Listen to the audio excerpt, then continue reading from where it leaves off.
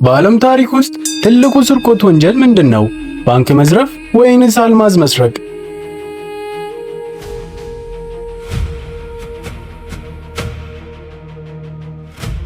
በዓለማችን ላይ ትልቁና ታዋቂው ስርቆት የተፈጸመው እንደ አውሮፓውያን አቆጣጠር በ1911 በፈረንሳዩ የሉቨር ሙዚየም ውስጥ ነበር። የዓለማችን ውዱ ስዕል ሞናሊዛን በአንድ ምሽት ውስጥ ካለችበት ግድግዳ ላይ ድምፅ ሳይሰማ ተሰረቀች።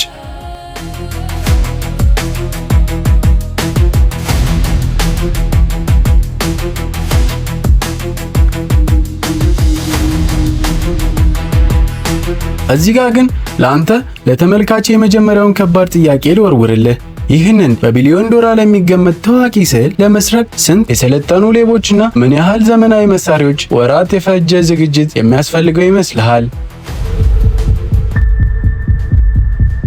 መልሱ ይገርማችኋል። ታሪኩ የሚጀምረው እዚህ ጋር ነው። ይህንን ታላቅ ስርቆት የፈጸመው ምንም አይነት መሳሪያ ያልታጠቀ የሰለጠነ ሌባም ያልሆነ አንድ ተራ የሙዚየም የቀለም ሰራተኛ ብቻ ነበረ። ስሙም ቪንቼንዞ ይባላል። ለመሆኑ ይህ ተራ ሰራተኛ በመቶዎች የሚቆጠሩ ጠባቂዎችን ባሉበት ሙዚየም ውስጥ ሞናሊዛን እንዴት በቀላሉ አውርዶ ሊጠፋ ቻለ? ዛሬ ሰጎን ትረካችን ይህንን በዓለም ጥበብ ታሪክ ውስጥ ትልቁ ሚስጥራዊ ስርቆትና ጥያቄን መልስ ይዞላችሁ ቀርቧል። እስከ መጨረሻው አብራችሁን ቆዩ።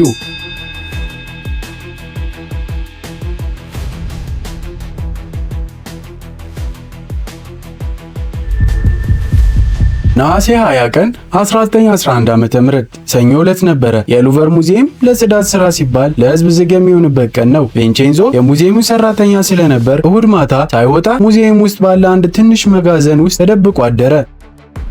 ሰኞ ጠዋት የሙዚየሙ ጠባቂዎች ቁጥር በጣም አነስተኛ በነበረበት ሰዓት ቪንቼንዞ ከተደበቀበት ወጣ። ቀጥታ ወደ ሞናሊዛ ስዕል አመራ። ስዕሏንም ከግድግዳው ላይ አውርዶ ወደ ደረጃው መውረድ ጀመረ።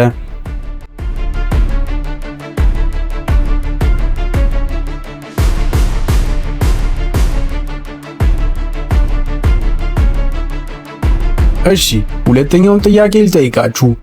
ቪንቼንዞ ስዕሉን ይዞ ደረጃው ላይ ሲደርስ ከሙዚየሙ የሚያስወጣው ዋናው በር በቁልፍ ተቆልፎ አገኘው። ቪንቼንዞ ቁልፍ አልነበረውም። ጠባቂዎችን በማንኛውም ሰከንድ ሊደርሱበት ይችላሉ። እርሶ በሱ ቦታ ቢሆኑ ምን ያደርጋሉ? ስዕሉን ጥለው ይሸሻሉ ወይንስ በሩን ሰብረው ለማምለጥ ይሞክራሉ?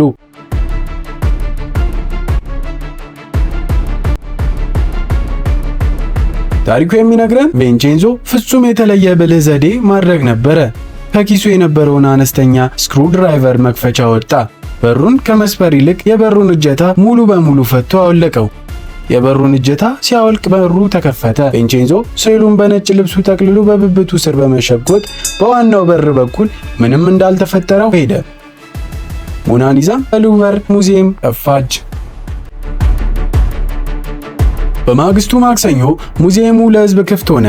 አንድ ሰዓሊ ወደ ስዕሏ ቦታዋ ሲመጣ ግን ስዕሏ የለችም። መጀመሪያ ጠባቂዎች ፎቶ ሊነሱ ተወስዶ ይሆናል ብለው ስላሰበ ለሰዓታት ዝም አሉ። በመጨረሻ ግን ስዕሏ እንደተሰረቀች ታወቀ። የፈረንሳይ መንግስት ታላቅ ድንጋጤ ውስጥ ገባ። ድንበሮች ተዘጉ፣ መርከቦች እንዳይወጡ ታገዱ። ፖሊሶች የሙዚየም ሰራተኞችን በሙሉ መመርመር ጀመሩ። እስኪ እዚህ ጋር ሶስተኛውን ጥያቄ ልጠይቃችሁ። ፖሊስ ወደ ቪንቼንዞ ቤት መጥቶ ፈታሻ አደረገ። አልጋውን፣ ሳጥኑን፣ ወንበሩን ሁሉ ፈተሹ። ነገር ግን ስዕሉን ሊያገኙ አልቻሉም። ለመሆኑ ቪንቼንዞ ይህንን ታላቅ ስዕል በዛች ጠባብ ክፍል ውስጥ የት ደብቆ ይመስላችኋል? የታሪኩ መልስ ፖሊሶች እጅግ የሚያሳፍር ነበረ።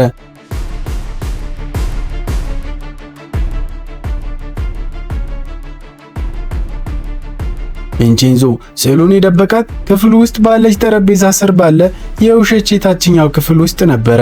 ይባስ ብሎ ደግሞ ፖሊሶች እሱን ጥያቄ ሲጠይቁ ቪንቼንዞ የተቀመጠውና እጁን አስደግፎ የነበረው በዛው ስዕሏ በተደበቀችበት ጠረጴዛ ላይ ነበር። ፖሊሶች ቪንቼንዞን ተራ ሰራተኛ ነው ብሎ በመናቅ ጥሎ ወጡ። ሞናሊዛ ለሁለት ሙሉ ዓመታት በዛች ጠባብ ክፍል ውስጥ በጨለማ ተቀበረች። 2 ዓመታት አለፉ። በዓለም ላይ የሞናሊዛ ስም ይበልጥ ታዋቂ ሆነ። ቪንቼንዞ ፓሪስ ውስጥ መሸጥ እንደማይችል ስላወቀ እንደ አውሮፓውያን አቆጣጠር በ1913 ስዕሏን በሳጥን ውስጥ ደብቆ ወደ ትውልድ ሀገሩ ጣሊያን ይዟት ሄደ። እዚያም አልፌርዶ ኬሪ የተባለ የጥበብ ነጋዴ ታላቅ ስዕል አለኝ ልሸጥልህ እፈልጋለሁ ብሎ ደብዳቤ ጻፈለት። ሁለቱም በአንድ ሆቴል ውስጥ ተገናኙ። እዚህ ጋር አራተኛውንና ወሳኙን ጥያቄ ልጠይቃችሁ። ቪንቼንዞ ይህንን በዓለም ላይ ውድ የሆነ ስዕል ለምን ሰረቀው? ለገንዘብ ብሎ ወይንስ ሌላ የተለየ ዓላማ? እርሱ በሱ ቦታ ቢሆኑ ይህንን ስዕል ለምን ይሰርቁት ነበር? የቪንቼንዞ መልስ ግን መላውን ጣሊያን ያስደመመ ነበር። ቪንቼንዞ ለነጋዴው እንዲህ አለው፣ ይህ ስዕል የተሳለው በጣሊያናዊው ሊዮናርዶ ዳቪንቺ ነው። ፈረንሳዮች ግን ስዕሉን ሰርቀው ከሀገራችን ወስደውታል። እኔ የሰረኩት ለገንዘብ ሳይሆን የሀገሬ ቅርስ ለጣሊያን ለመመለስ ያለኝ የሀገሬ ፍቅር ስሜት ስላሳደረኝ ነው አለ። ነገር ግን ነጋዴው ስዕሉ እውነተኛ ሞናሊዛ መሆኑን ሲያረጋግጥ ቪንቼንዞን ገንዘብ ይዤ ልምጣ ብሎ ሆቴል ውስጥ ትቶት ወጣና ቀጥታ ጣሊያን ፖሊስ ሄደ። ፖሊስ መጥቶም ቪንቼንዞን እጅ ከፍንጅ ያዘው። ቪንቼንዞ ፍርድ ቤት ቀረበ። እዚያ ጋር የመጨረሻውን ጥያቄ ይነሳል። ይህንን የዓለም ትልቅ ስርቆት የፈጸመው ሰው ፍርድ ቤቱ ስንት ዓመት ይፈርድበት ይመስላችኋል? እድሜ ልክ እስራት ወይንስ ሞት?